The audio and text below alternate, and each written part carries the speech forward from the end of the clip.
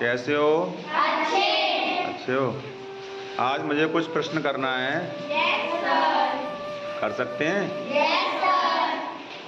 तो आपको सोचने का समय देंगे 30 सेकंड का, 30 सेकंड से लेके 1 मिनट तक का। उसमें 2 तरीके से सवाल जवाब करेंगे। पहला है सीसी क्या होता है? कोल्ड कॉलिंग, ठीक है। एक होता है टीपीएस क्या होता है? Okay, very good. तो 2 तरीके से सवाल जवाब करेंगे। तो पहला प्रश्न करें।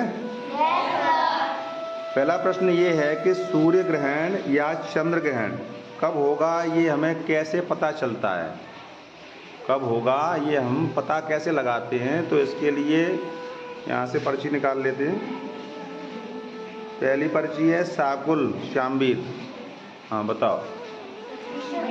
सर, पृथ्वी की बड़ी छाया जब चंद्र पर पड़ती है तो चंद्र ग्रहण होता है। उसी प्रकार जब सूर्य पर पड़ते सूर्य ढलने को होता है तो उससे सूर्य ग्रहण कहते हैं। चलो ओके, ठीक है। सूर्य ग्रहण की परिभाषा थोड़ी सही नहीं थी, आगे से प्रयास करना। चंद्र ग्रहण की सही थी। हाँ बताओ। सर, पृथ्वी की बड़ी छाया जब चंद्रमा में पड़ती है तो चंद्र ग्रहण होता है, और चंद्रमा और पृथ्वी के बीच में जब सूर्य आ जाता है तो फिर सूर्य। Very good, sit down. तो ये हमको पता कैसे चलता है? ये तो आपने बताया कि ग्रहण कैसे होता है, लेकिन ग्रहण का पता चलता कैसे है?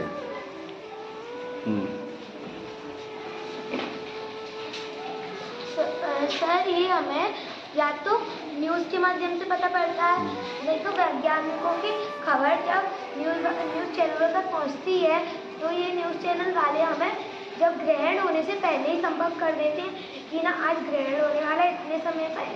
अच्छा, वो कहाँ से मालूम करते हैं? वैज्ञानिकों पर। वैज्ञानिक, जहाँ वैज्ञानिक ये खोज लगाते हैं उस जगह को क्या कहते हैं? कैसे? जहाँ पर ये खोज होती है कि ये कब होगा, उस जगह का नाम क्या है? नासा। ओके, सिट डाउन, बैठ जाओ। और कोई बताएगा उस जगह को क्या कहते हैं? नहीं मालूम? वेधशाला। आपने पाठ पढ़ा होगा, उसमें एक शब्द आया है वेधशाला, आया है? हाँ, उसमें मालूम करते हैं। ओके, अगला सवाल करें। पृथ्वी अपनी धुरी पर किस दिशा से किस दिशा की ओर घूमती है? पृथ्वी अपनी धुरी पर किस दिशा से किस दिशा की ओर घूमती है? तो मैं यहाँ से पर्ची निकालता हूँ। कृष्णा, चलो। नहीं आई कृष्णा। मुस्कान, हाँ बताओ मुस्कान। पश्चिम से पूर्व की ओर, वेरी गुड, सिट डाउन। अगला प्रश्न करें। तैयार हैं? Yes sir. अगला प्रश्न ये है कि पटना के पास किन किन नदियों का संगम हुआ है? पटना के पास किन किन नदियों का संगम हुआ है? कौन बताएगा? हैंड रेज करो। किसको आ रहा है? हाँ बताओ। सोन नदी, हाँ, सोन, यमुना और नहीं मालूम? अच्छा, okay, very good, sit down. चलो, कोई बुक्स मत खोलना, कोई भी बालिका बुक्स ना खोले, है? किताब मत खोलना। घर से पाठ पढ़ के आए हो? तो उसी में से प्रश्न कर रहा हूँ मैं। हाँ बताओ, प्रियांशी बताएगी। गंगा, सोन, गंडक नदी। Very good, sit down. अगला प्रश्न करें। अच्छा, आपने देखा होगा कि जो ज्योतिषी होते हैं, वो कुंडली का निर्माण करते हैं। जैसे किसी बालक या बालिका का जन्म होता है तो उसकी नक्षत्रों के अनुसार कुंडली बनाते हैं, और कुछ भविष्यवाणी भी उसमें कर देते हैं कि इतने समय पर ये होगा, इतने समय पर ये होगा। ऐसी कुछ बातें उसमें लिख करके और वो जन्म पत्रिका उनके माता पिता को दे देते हैं कि ये आपके बच्चे का भविष्य और ये कुंडली है। तो मेरा प्रश्न ये है कि कुंडली में लिखी हुई बातें सच मान लेते हैं या उस पर भरोसा कर सकते हैं या कर्म पथ, अपने कर्म पर भरोसा कर सकते हैं? कौन कौन बताएगा? चलो रागनी से पूछते हैं, बताओ। सर अपने कर्म पर। वेरी गुड, अपने कर्म पर भरोसा करना चाहिए, कुंडली के भरोसे नहीं बैठना चाहिए है। जैसे कि मान लो कोई किसान है और किसान गया ज्योतिषी के पास और उससे पूछा कि भाई मेरी कुंडली देखकर बताओ कि आज मेरे खेत में कैसा अनाज होगा, और ज्योतिषी ने कह दिया कि इस साल आपके खेत में बहुत अच्छा अनाज होगा। क्या कह दिया उसने? बहुत अच्छा अनाज होगा। हाँ, और अब वो किसान घर आकर के आराम से लेट जाए, कोई खेत में काम ना करे, खेत में देखने के लिए नहीं जाए, खेत मेरा कैसा है, उसमें बीज नहीं डाले, तो क्या ये बताइए क्या उसमें फसल अच्छी होगी? No sir. उस किसान को उस खेत में बीज डालना पड़ेगा, खाद देना पड़ेगा, पानी देना पड़ेगा, मेहनत करनी पड़ेगी, तब जाके अच्छी फसल उसे प्राप्त होगी कि नहीं? तो इसी प्रकार कर्म पथ श्रेष्ठ है। Okay, thank you. अगला प्रश्न करते हैं। पटना शहर किस राज्य में है? पटना शहर किस राज्य में है? मैं यहाँ से पर्ची निकाल लेता हूँ। प्रिया सेजवार आइए। No sir. जूली, हाँ बताओ। सर पाटलिपुत्र, पाटलिपुत्र तो उसका प्राचीन नाम है। मैंने प्रश्न ये किया है कि पटना किस राज्य में है। जैसे कि अपना ये मुरैना है, मध्य प्रदेश में आता है मुरैना है, अपना अपन अम्बा में रहते हो, अम्बा आता है कौन से ज़िले में? मुरैना ज़िले में। और ये ज़िला किस राज्य में है? मध्य प्रदेश में। तो इसी प्रकार पटना किस राज्य में है? हाँ मानसी बताएगी। नालंदा विश्वविद्यालय। सर मैं नालंदा विश्वविद्यालय। सर थोड़ा सा आपने मेरा प्रश्न अच्छे से सुना नहीं। सर हाँ बताओ। सर पटना जिला। पटना जिला? हाँ मैं राज्य पूछ रहा हूँ, राज्य। सर पटना, क्योंकि सर पटना राज्य की राजधानी होती, वो पटना जिले की तो वो बिहार सर। हाँ ये है सही जवाब इसका, बिहार। पटना। बिहार राज्य में क्या है? Patna. Very good, sit down. Bihar राज्य में पटना है, ये है इसका जवाब। वेरी गुड, अच्छा जवाब दिया। अगला प्रश्न करें। वेधशाला किसे कहते हैं?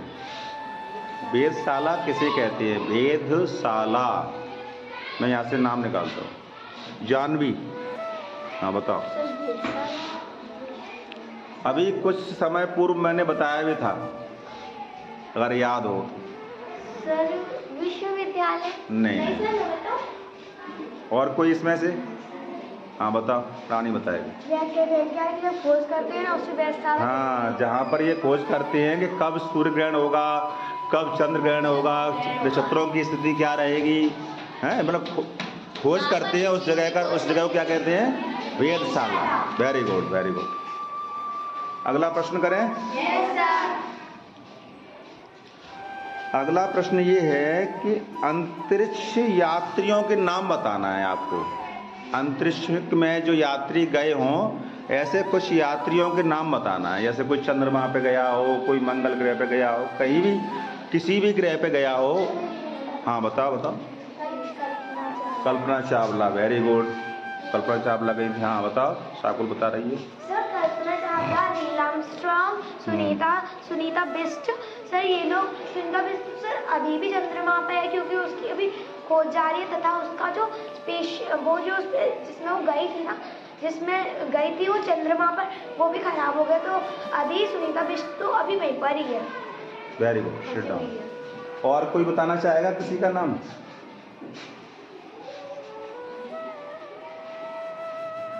और कोई? अच्छा, अगला प्रश्न करें। क्या आपने कभी मेला देखा है? यदि हाँ तो आपको उसमें क्या आकर्षक लगा? अब ये कुछ प्रश्न मैं करूंगा टीपीएस के माध्यम से। आप लोग समूह चर्चा कर लो उसके बाद मैं पूछूंगा किसी एक ग्रुप से।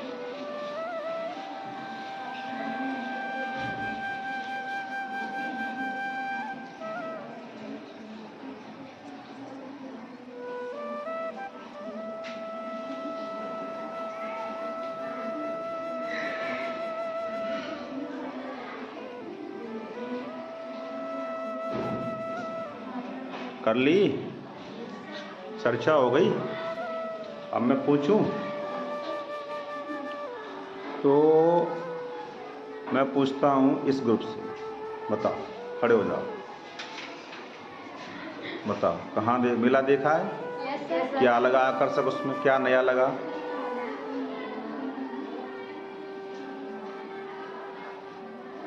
मतलब मेले में कुछ भी आकर्षक नहीं लगा और घूमते रहे? अपन जब किसी को समय देते हैं तो उसमें अभी आता हूँ, उसमें जब कुछ आकर्षक लगता है तभी तो घूमते हैं, नहीं क्यों घूमेंगे? इतना समय किसके पास है जो ऐसे ही घूमते रहेंगे अपन? हाँ बताओ। एक मिनट आ रहा हूँ। मेले में मतलब जो झूले वगैरह होते हैं इस बार वो हाँ आकर्षक लगते हैं, वेरी गुड। हाँ बताओ, कुछ नहीं लगा आकर्षक? Okay sit down. हाँ बताओ क्या बता रहे थे? हाँ मानसी बताओ। सर हमें उसकी सुंदरता आकर्षित करती है। मेले में बहुत सारे झूले होते हैं और वहाँ पे बहुत सारी रोशनी भी होती है, जिससे वो हमें अच्छे लगते हैं। हमें वहाँ की सुंदरता आकर्षित करती है क्योंकि वहाँ पे हम लोग घूमने जाते हैं और वहाँ पे बहुत अच्छा सजा होता है, इसलिए हमें उसकी सुंदरता आकर्षित करती है। हमें सुंदरता ही आकर्षित करती है तथा खिलौने और अत्यंत चीज़ें होती हैं वहाँ पर और झूले वगैरह होते हैं, जिससे हम बच्चों को तो आकर्षित करते हैं और माता पिताओं को भी बहुत आकर्षित करते हैं। जैसे वहाँ की रोशनी, वहाँ की सुंदरता तथा वहाँ पर अत्यंत प्रकार के कार्यक्रम होते हैं। हाँ ये अलग पॉइंट कहा है इसने। मेले में नगर पालिका की तरफ से या नगर निगम की तरफ से कुछ कार्यक्रम भी रखे जाते हैं, कभी कभी कवि सम्मेलन, कभी नृत्य वगैरह हैं, कभी कभी नाटक हैं, इस तरीके से। हाँ क्या कह रही हो? पिछली बार मेले में जॉनी लीवर का वो मतलब कि डुप्लीकेट आया था। हाँ वो भी एक आकर्षक केंद्र था। हाँ तो जब भी अपन मेला देखने जाते हैं तो वहाँ कुछ नया मिलता है। Very good, sit down. तो बच्चों आज मैंने जो प्रश्न किए आपने बहुत अच्छे जवाब दिए सभी बच्चों ने। तो इसका ये पार्ट जो है मैंने ये प्रश्न अभी किए थे, ये किस पार्ट से संबंधित थे? अच्छा वेरी गुड।